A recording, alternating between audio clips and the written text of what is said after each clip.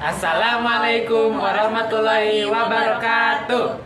Hello everyone, I'm Ahmad Faruq Baihaqi. I'm Shakira Ananda Patria. I'm Zaky Ahmad Fadilla. And we are from Group 6. And in this video, we're gonna explain about positivism and post-positivism. So, without further ado, let's get into the video. Positivism.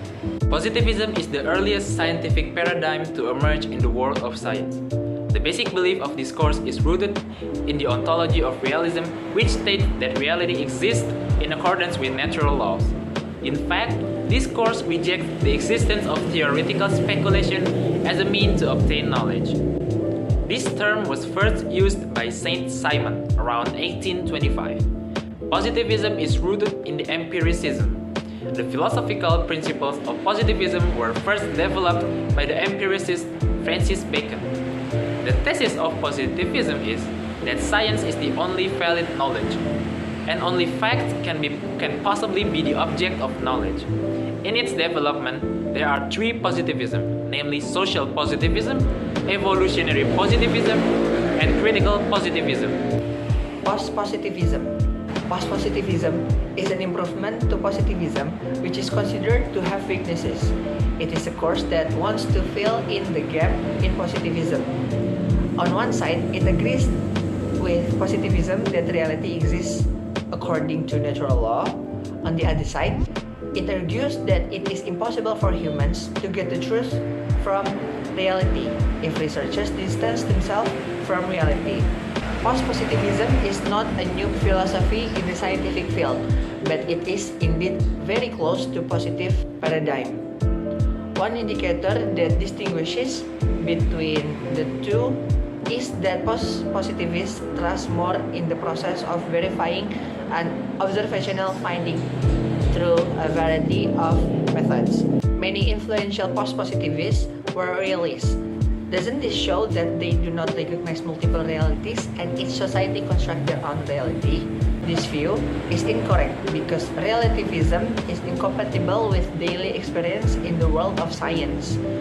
What is certain is that post-positivism recognizes that paradigms function is only as lens, not as glasses.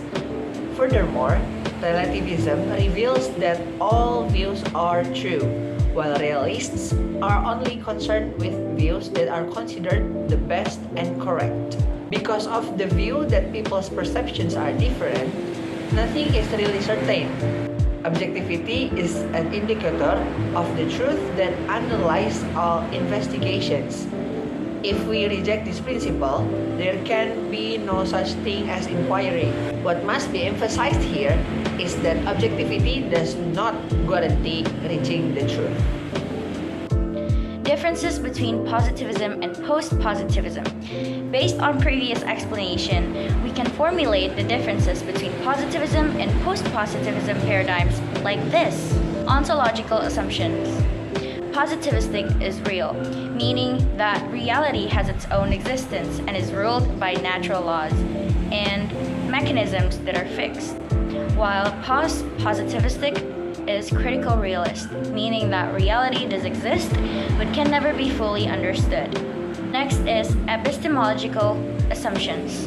Positivistic is dualist or objective. It is possible and essential for the researcher to take a distance and not to interact with the object under study.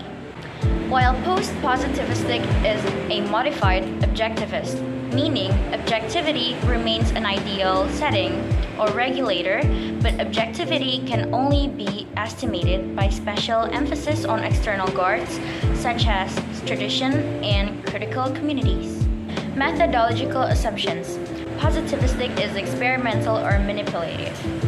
The questions and/or hypotheses are stated in the form of propositions before the research is carried out and tested empirically with carefully controlled conditions, while post-positivistic is modified, experimental, or manipulative, meaning emphasizing the dual critical nature.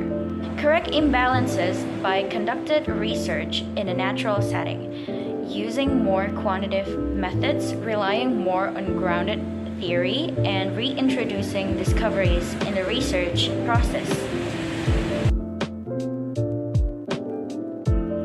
The legal case that ensnared Joko Chandra began with Joko Chandra's attempt to file a judicial review on the criminal case of the Bank Bali case.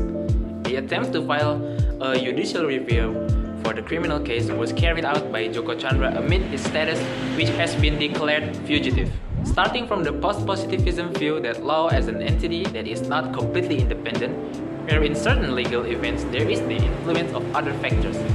The ontology of the participatory paradigm provides a new view of the laws previously limited by positivism and post-positivism as objective reality.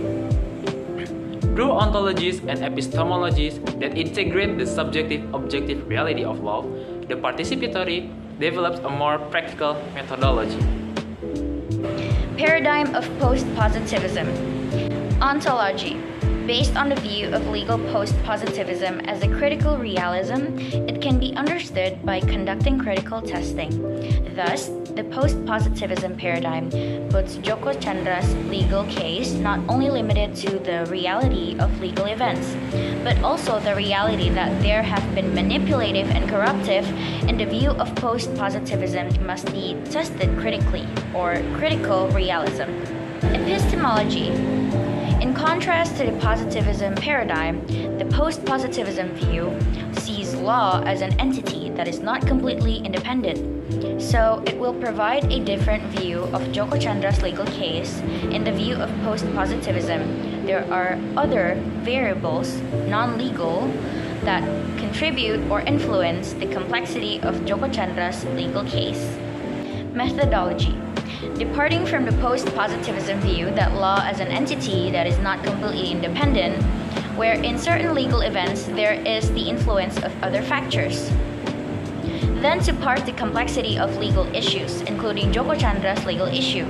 Experimental and manipulative method modified with objectivity as determining criterion. So that's it from our group. Thank you for watching. May all those we have shared be beneficial for all of us. Wassalamualaikum warahmatullahi wabarakatuh.